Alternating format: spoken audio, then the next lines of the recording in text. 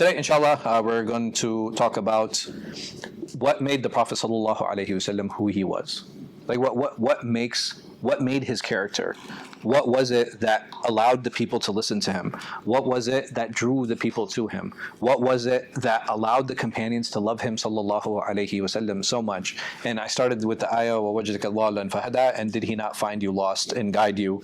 Basically, when Allah subhanahu wa ta'ala dealt with him sallallahu alaihi wasallam. Did I start? Bismillahir Rahmanir Rahim. Alhamdulillah. Allah subhanahu wa ta'ala, he's basically talking about how he did the tarbiyah of the Prophet sallallahu alaihi wasallam and brought him up and helped him face all of the different challenges that he had. So the Prophet sallallahu alaihi wasallam, he faced numerous challenges before and during his prophethood. Each one was significant in shaping the early Muslim community and the message of Islam. Here's some of the greatest challenges and how he sallallahu alaihi wasallam overcame them. So when it comes to pre-prophethood, these were the challenges in his upbringing. What do you guys know about his upbringing? What are some significant milestones in his sallallahu alaihi wasallam's pre-prophetic life from his birth? It's a bit of a cheat sheet, but you know what I mean? His father before birth. Right, before birth he didn't have a father. Yeah, right. He never saw his father. He never met him. What else? Lost his mother at age 6. Right, so he lost his mother at a young age. He was adopted. How many times was he adopted? Twice. Twice. He was adopted twice. What else? Was he wealthy? No. No. So he wasn't raised in wealth. What are some other challenges that he faced? Sallallahu alaihi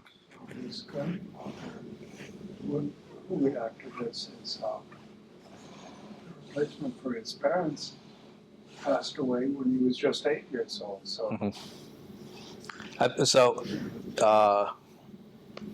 the last person to take him in was his uncle Abu Talib. Again, someone who was not particularly wealthy. You know, when it came to raising him.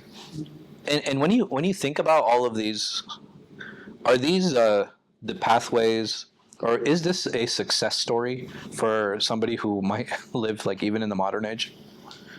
This is a success story. Somebody who was passed from orphanage, somebody who didn't have their parents, either of their parents. It's amazing. Usually those people don't do very well. He is a success story. I'm saying, but here, this situation for an individual to come out of this, that is so exceptional. That is so exceptional. A person who faces all of this is usually set up for failure because they face different kinds of abuse, they face different kinds of hardship, right? They have self-esteem issues when they age. They have no family that they're able to connect to, right? Like it's just challenge after challenge after challenge. Even when he was young, well, like what was his job? Like what did he do? How did he get money? Shepherd. He was a shepherd, Yeah. right? Like he was a shepherd. And how well, or like how many wealthy shepherds are you guys aware of? I'm saying even the shepherds themselves. Like, what is your job as a shepherd? What do you do? Okay, you herd sheep. Herd sheep to do what? Like, what am I doing with the sheep? You're protecting them from any I'm basically protecting them from predators. And what is the second thing that I'm doing that's necessary for them? feeding. I'm grazing them, and I'm trying to. Where are they? They're like in very lush green pastures, right? No, no, really? Dang, I thought. No, I thought Mecca. I thought Mecca was such a lush, vibrant place. It's not like Finland or Yeah. somewhere else. So, meaning that how far would you have to travel just to find an oasis, or how far would you have traveled just to find food? Miles. Right. So, I mean, meaning that you're technically spending the whole day what? Looking for the ground. Right. You're spending the whole day just walking. Right. You're just walking with these animals, and you're like, have any of you ever dealt with sheep? No. They're so wild. They're so difficult. Like it's like one of the most difficult animals to deal with because every opportunity they get, what are they trying to do? They're trying to escape, right? They're trying to run off. So you're constantly, so you have to be constantly vigilant and constantly moving. And while you're watching the sheep and while you're moving, you're also trying to keep a lookout for food and water. Right? Just again, so they can graze. Because when the idea is that you bring these sheep back, and what are you trying to do with them? How's the sheep herder make money? keep them? So, By selling them, right? So with sheep, you have about four different uses, right? You can for the wool, right? There's one use. For the milk is another use, and for the meat, right? This is another use that you have, or you can breed them. So you have like very limited uses with these animals. And if I don't have healthy, well-fed, satiated animals, what happens? I'm not making any money, right? I'm not making any money. I'm not surviving. Again, not a very luxurious life. But what is the benefit of spending so much time with sheep? What is the one thing that you definitely learn? leadership. I mean, they're Right? You learn patience, man. You learn a lot of patience. You learn a lot of patience, so that even when people do small things that'll annoy you, or people do things that will try always challenging or questioning you, then you've dealt with sheep. Like you've dealt with sheep. Dealing with humans becomes super easy. Because you can actually communicate and talk to people, right? And you can't do that with sheep. I wonder if he used the dog also. Yeah, so a lot of times, they'll use dogs to herd, they'll use dogs to protect. Sometimes they'll have like their own riding animals. It really depends on how used to the sheep are to the different animals. But okay. Another problem was like the society. It's not like they lived in this model, wonderful society that really helped, kind of mold the Prophet ﷺ into who he was. Like their shirk that was rampantly practiced. Like prostitution was very much present. Blood feuds were very common.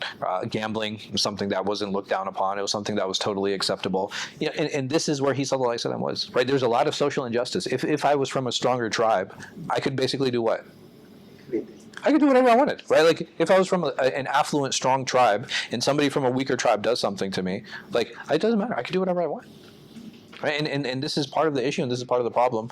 And he saw like he's seeing these things, and the thing is, now if you look at this person who was raised, probably not given a lot of attention either.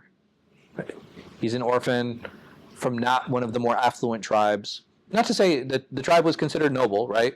But he's definitely not from one of the more affluent tribes. He doesn't have a father. He's moved from house to house. How much attention are the other tribes giving this individual? Right, they're not going to give him a lot, because between the tribes, what is the other issue now? So if I'm from a big, powerful tribe, what are the things that I'm worried about in my tribe? Control. authority. Like I'm worried about my authority and my control, and I'm always going to be on the lookout for who? For my Outsiders or Not just outsiders, for challengers. sure. Yeah. Yes, like I'm gonna keep my. Oh yeah. Like he just had he had another son. It's like, how many sons does he have now? It's like, man, he has 4. He sent them out to get trained. And, the thing. Yeah, the first 2, they're coming out. They're coming out pretty strong. They're going now and they're making public speeches and they're reciting the poetry and they're training in front of everyone. It's like, man, they're very skilled. And now I'm thinking, what, as the head of the tribe, right? That's a threat. I need to keep my eye on that. And how many of these tribes would look at the Prophet ﷺ as a threat? And that was one way for Allah subhanahu wa ta'ala to keep him away, to keep him protected. yes. Because if they never saw him as a threat, they would never what? They'd never even turn toward him. They would never scheme against him. They would never try to undermine him, right? They're like, oh, what about Muhammad? Like, he's starting to get older. Like, oh, the orphan kid? Oh. Right? I mean, seriously. This one. Think about that. It's like you're talking about the orphan kid from Banu Hashim? Yeah, no, man, we don't need to worry about him. And again, like I really get into that mindset, and it kind of helps understand on how the Prophet ﷺ, basically he was raised away from that. And because if you come from the more powerful tribes, you're expected to come to the council meetings. If you come from the more powerful tribes, you're expected to participate. If you come from the more powerful tribes, you have a lot of social obligations that you need to attend this, and you need to do this, and you need to do that. And when you have someone like him, sallallahu alaihi wasallam, and he doesn't come or he doesn't show up, what happens? He's illiterate too. Well, most of the Arab were unlettered at this point. So now, if you have the social gathering or if you have these big political discussions, well, guess who doesn't have to attend? The Prophet ﷺ, meaning that now he has no political affinity.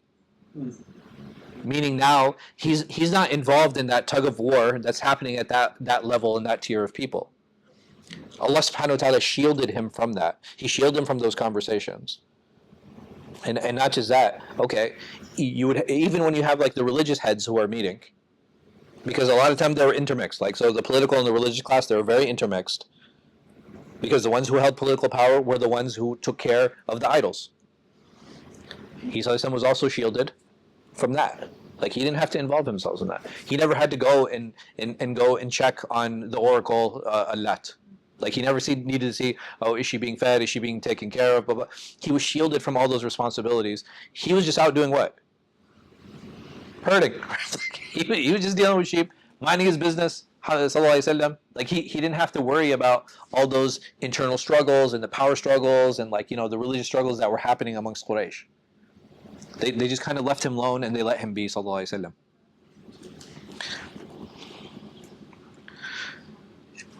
So when he, sallallahu alaihi wasallam, kind of removed himself from them, people didn't find it strange, because even if they would ask, like, where's that kid Muhammad, sallallahu alaihi wasallam, from Banu Hashim? People would be like, oh, he's out herding, his sheep. Would people think it's strange? No, it would be considered normal, right? It'd be considered acceptable. So for him now to be used to solitude, for him now to be used to being away from people, and just imagine him, sallallahu alaihi wasallam, somebody who's honest, somebody who's upright, somebody who couldn't stand injustice, right? This is the type of person now that he was, because these are the things that he had to maintain with the sheep that he was dealing with. He, sallallahu alaihi wasallam, was the recipient of what? Of a lot of those injustices. So now if there is anyone to recognize what a hard, difficult, challenging, unprotected, whether it be politically or socially or in a family setting, looks like, it would be who? It would be him, sallallahu alaihi wasallam. So he started removing himself from society, because he started seeing all this corruption, right? He saw all this corruption. He saw that, like, how people were being taken advantage of. And he's like, man, I don't want to be part of that. I just want to spend time with my sheep. At least the sheep are just. They're quiet. Right? No, the sheep aren't quiet. The sheep are definitely not quiet. They're bad, like, all the time. They're, like, really noisy. But it's like, at least the sheep are just. And not just that, at least I can herd them, I can take control of them. So what did he, sallallahu alaihi wasallam, start doing? He started, Allah subhanahu wa ta'ala protected him from that. And he wasn't interested in all of these religious things that were going on. He wasn't interested in the religious rites. He wasn't interested in the religious practices. So what did he start doing? He started removing himself. And he started removing himself to a point where it's like, okay, he had an affinity to the Kaaba. So what did he do? Where did he used to go? He didn't like going to the Kaaba. Why? Right, because of all the idols, right? Because of all the shirk. And remember, he's part of the elite class, and he's not part of it. Does that make sense? Like, his Banu Hashim is part of Quraysh, right? And this is the leading tribe that is overseeing Mecca. These are considered the holy people. Now, this overseeing tribe, he sees them making the idols. He sees them taking advantage of people. He sees them hurting others, and then he also sees them calling themselves what? Those that are holy, and those who are the caretakers of the Kaaba. And he's like, no, I don't want anything to do with this. I don't want anything to do with these idols. But I still want to worship. So where did he used to go? To the cave. He used to go to Al-Hijrah. What is unique about Al-Hijrah? Like, why did he choose that place? I mean, I'm sure there's one reason that we all know, which is what? He wanted to isolate. I don't know if Mecca was unsafe, right? I don't think there was like a murder highway problem back then. So he wanted to isolate himself, right? So the first thing is, like, he wanted to remove himself, right? He didn't want to mix with people. He didn't want to be involved with them. So he would go up on this mountain and he would climb it. And he would go into this cave, right? Again, to further isolate himself. Like, being in a cave. What is the benefit of being in a cave? It's sheltered from Right. It's sheltered from the elements, and it's sheltered from what? the weather. From noise, right? It's quiet. You don't have to worry about the weather, right? So even for the unoccasional rain that does happen, what is he? He's sitting in the cave. Do you guys know what else is unique about Al-Hijrah? You not only just overlook Mecca. there's a space where you can actually directly see the Kaaba. Not anymore, right? Because all the because the buildings and how things. But just imagine, because the Kaaba was a very I would say all the surrounding structure, like that separated the haram from the rest of the boundaries, it was very low, right? Like it wasn't very big. You have to understand, like it was Bedouin construction. It's not like these guys made it's only recently that they started making towers, but even before that, have you guys ever seen pictures of like the Kaaba in like the 50s and before? Right? It's not like, oh man, this like huge magnificent city, in this huge building. And even the construction that they had, it wasn't the locals that built it. Where did the funding and where did the building come from? The construction. So It came from the Ottomans, yeah. So even the building that was there, it was because the Ottomans had the funding. The Bedouins, they didn't have money. Like it was very small things, and the trade and the money that would come in, like even the fact that they had buildings was a sign of a little bit of wealth. And a lot of that happened because when people would come for Hajj, because Hajj was also pre-Islamic, right? It was from the Sunnah of Ismail alayhi salatu wasalam. It got distorted over time, but it was his Sunnah. So the Arabs still used to come for Hajj, and they used to come to Uqav, they used to come to Dhul Majannah, they used to come to these marketplaces for Hajj because it was an opportunity for all the tribes to come together in safety, right? Because they didn't have to worry about war or fighting others, and they were able to trade very openly. So they're in this place. The Prophet ﷺ is seeing all this, right? He's experiencing all this, and he's found this place now where he has direct access because he has that natural affinity to the Kaaba, but he has the natural disaffinity to shirk into the idols. So he's like, okay, I want this private space, I want this private place, and I want access to the Kaaba, and that's the space and the place that he sallallahu alaihi wasallam finds. And then what happens? So he had a lack of formal education. Do you guys know where? How did he sallallahu alaihi wasallam? How did he learn Arabic, and how did he improve his Arabic? By living with Amina, not Amina, Halima. Halima, right? Halima Sa'diya. He sallallahu alaihi wasallam, again, because he did business. Like one of the ways that he sallallahu alaihi wasallam, how was he so successful? He was taken by his uncle Anas. Right. So his uncle used to take him To take on his journey. And Abdul Muttalib. What were some of the characteristics of Abdul Muttalib? Why was he a successful businessman? Because he was honest. Right? He was honest. He was upright, and he would take the Prophet ﷺ with him on these trades. And the Prophet ﷺ, he saw everybody trading. Right? Remember, he was from Mecca. He's from Mecca. So he saw how people were doing businesses. He saw how people were taking advantage of each other, and then he saw how his grandfather was moving. And us as individuals, we have a natural affinity to what? We have an affinity to good. Like when we see honesty and we see the fruits of it, we're like, yeah, I want to be like that. And his father was that. I mean, his grandfather was that example for him.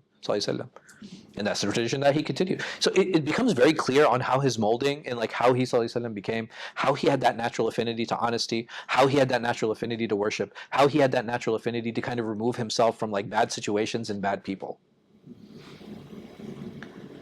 And that's when revelation came to him. You know, even when he was learning Arabic, he learned it from Halima Sa'diya. And Halima, where did she live? in the bed. She was Bedouin. Yeah, she was a Bedouin. What is unique about the Bedouin lifestyle? Open air, clean. There's no cities, right? They don't mix with people. Yeah. Right? It's not a Bedouin thing. And the Bedouins are always. Why are the Bedouins always moving? It's a seasonal move that they do. They're looking for better environment. Okay, they're moving with the environment, right? So if it's like hot or cold, they keep moving. I mean, in Saudi, for any of you that have gone, are there places and spaces where it becomes easier to settle and the weather is a little bit more stable? Like where? Taif, right? Like so, you go in the mountains. So that entire mountain range. If you go to Taif, Al-Baha, Abha, it's actually very stable during the seasons. How come the Bedouins how come they didn't stay there?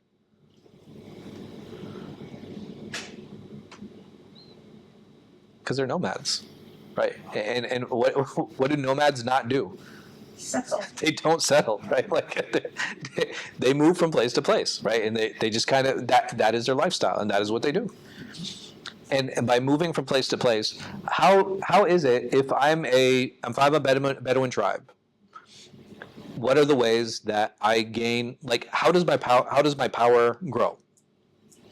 Because there's no the Arabs probably had like 2 or 3 quote unquote civilizations, right? So they had Ad, Thamud, didn't last very long. They had the Lakhmids like out in the eastern province, like a little bit closer to Kuwait.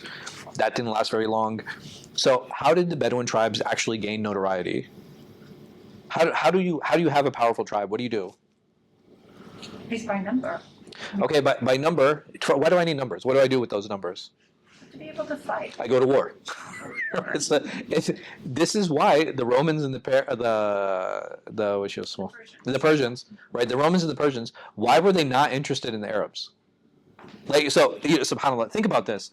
The major civilizations and the major powers, they were not interested in the Arabs. Why were they not interested in the Arabs? Have a civilization. Not only did they not have a civilization, what is there in the desert for me? Yeah. Nothing. And it's like, okay, so I'm going to fight these people who all they do is fight to get what? Yeah. Like, what am I getting out of that? There was no gas back then. It's like, there's no, they hadn't discovered oil, like, they didn't have anything. What resources are in the desert? Yeah. Right? There are no resources in the desert. The tribal people are always tribal. Like, they're very much like, this is our land, right? And it's like, they don't care who comes in, what are they going to do? We're going to fight you. Right. And what do? It's like there's just this constant state of war. They're constantly fighting. Their borders are constantly fluctuating. And how do they build their borders? They build their borders around wells. They build their borders around different spaces, right? Like, okay, we take this space because there are certain resources in that space, whatever it might be. And so you had these 2 empires. They didn't care for the Arabs. The Arabs, they didn't really bother the Quraysh. Why? Because the Quraysh were the holy people. Remember we said that, right? They were the holy people. They're the caretakers of what? Of the Kaaba. The Kaaba. Okay. So they didn't really mess with them. The Quraysh, they didn't really bother the Prophet ﷺ because they didn't see him to be a threat. He ﷺ was inclined to actually be removed. You see the levels of removal here, right? Like you see how far he ﷺ was removed just from society in general, and that allowed him to engage with his fitrah, right? That much more. Right, the more removed an individual is, the more an individual can engage with their fitrah. And he saw his personal experiences. It allows him to really pick apart personalities. Because when it came time for him to get married, who did he choose? He chose Khadija radiallahu anha. Why did he choose her? Well, she chose him. Huh? Well, she no. So here, he started doing business with her. She said, okay, hey, listen, I know him to be upright. I know him to do. I'm going to choose him to be my representative to go and sell. As a woman, I'm not interested in traveling these long distances. Very unsafe, right? Very unstable. And this is a man's job, so I'm going to appoint a man to do this for me. After some time, she found him to be trustworthy, and then she proposed to him. Why did he accept? Her nobility, her beauty, and her. Okay, so he chose her for a number of reasons. I would say probably the number one reason that resonated with him. Status. Huh? Well, not just her status, right? There are other women of status Right. that he didn't come from like a lower family, right? Like he actually came from a noble family, and had he asked for his hand, it would have brought that social clout that he was looking for. But he again, think about it. He married someone, yes, who was very wealthy, no doubt, somebody of nobility, right? Someone obviously that was attractive to him, sallallahu alaihi wasallam. But she was honest and truthful. What was her religion at the time? Was she following? I don't think she was. Wallahu alam. I think she was al-Hanafiya because, like, even her cousin Waraqa ibn Nawfal, like he was like the Din al-Hanif, right? He was following the Abrahamic faith at the time. And she immediately, when she heard the Prophet something, she's like, some of this sounds a little familiar. And I remember Waraqa saying these things. Let's go to Waraqa and let's go talk to him. So I would imagine that that's kind of where she was, because immediately when the Prophet started professing, what did she do?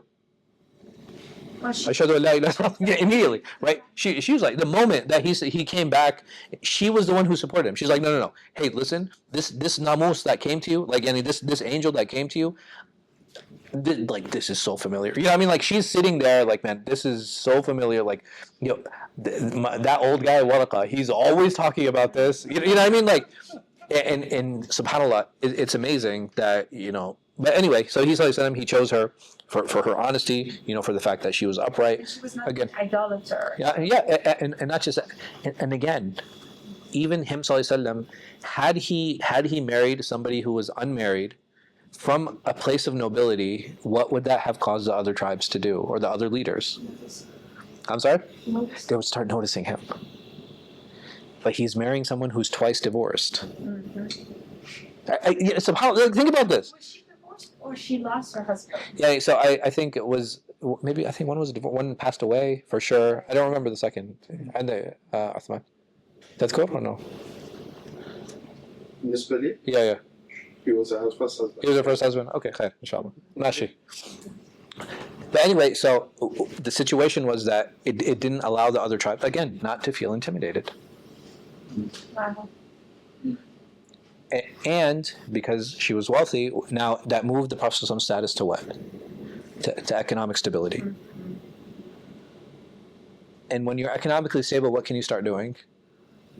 Now you can start exerting influence, right? You can start helping people, Yeah. right? You can now he's in that position, and immediately after he came into that position, that's what happened. That's when revelation came, right? He married. It's not that revelation came and then he married her. He married her and then revelation came, because it was that point. It was at that point. All of these experiences, what he sallallahu alaihi wasallam had become, the reputation that he had built, and now he was in a position where he had a little bit of power, a little bit, right? Not a lot, but just enough to influence others. He sallallahu alaihi wasallam, that's when revelation came to him. And when he first started proclaiming,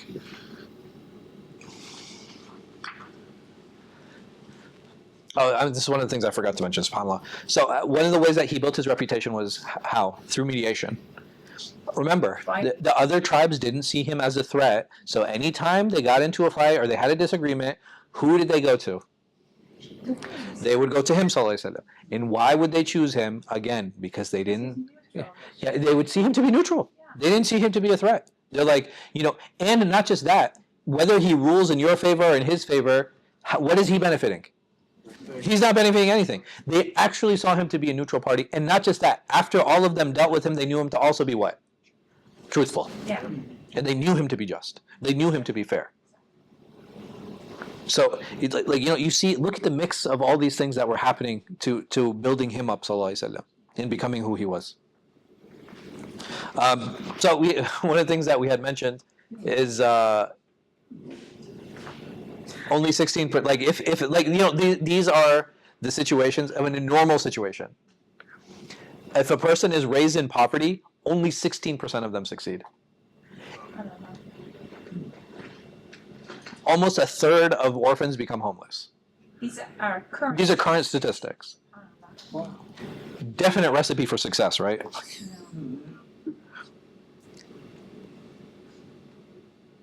After he sallallahu alaihi wasallam became a prophet, immediately persecution started. Right. The persecution toward him and his person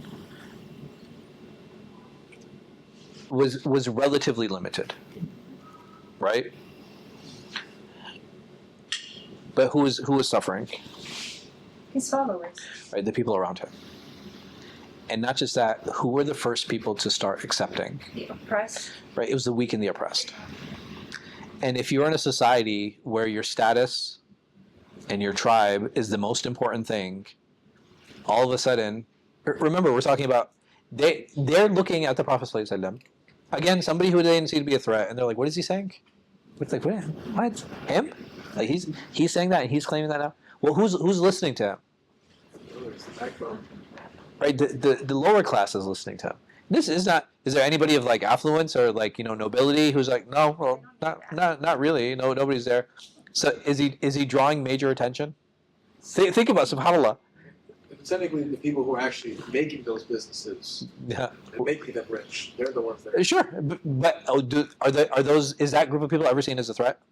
No. So now I'm still in my position. I'm starting to. You know what I mean? I'm starting to notice a little bit. It's like, hey, your slave went to Muhammad sallallahu alaihi wasallam, and he accepted his religion.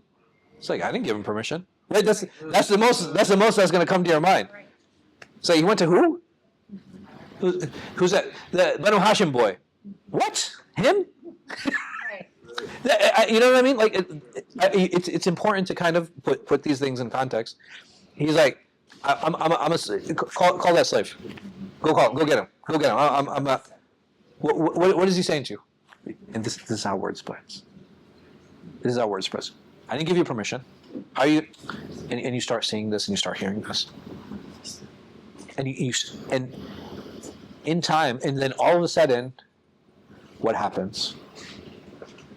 They start feeling threat because if When did they actually start feeling threatened? When they started fighting back, or like really. So fighting back didn't happen. Like, so you had individual skirmishes, and they still had no problem like abusing and taking advantage of people, right? So what they did to Yasser and Sumayya, for example, what they did with Bilal radiallahu an, right? So those things were happening. So, but like I'm saying, like, okay, but why did it get to that point? How come it wasn't like, oh, that annoying guy who's like, yeah, like all the people, like all the weak people who are following him, like the slaves who started listening to him.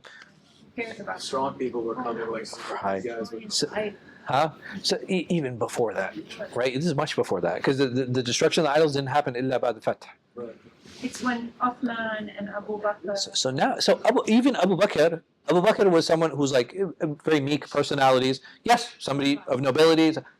When Umar came to Islam, right? So it wasn't just wealthy men. It was like all of a sudden, like Umar radiallahu anhu, they're like, hey, yo, did you hear? Like what happened? Umar became Muslim. Now they're like, whoa, hey, what's going on? What's happening? Hamza becomes Muslim. Mm-hmm. They're like, this is a problem. We need to do something about this. Okay, now we need to do something about it. But they still can't. Why can't they do anything? Because of his uncle. And he had started building momentum, people started converting, and then who passes away? Oh, this is prayer time. I'm sorry. We'll stop here. Wait, how does that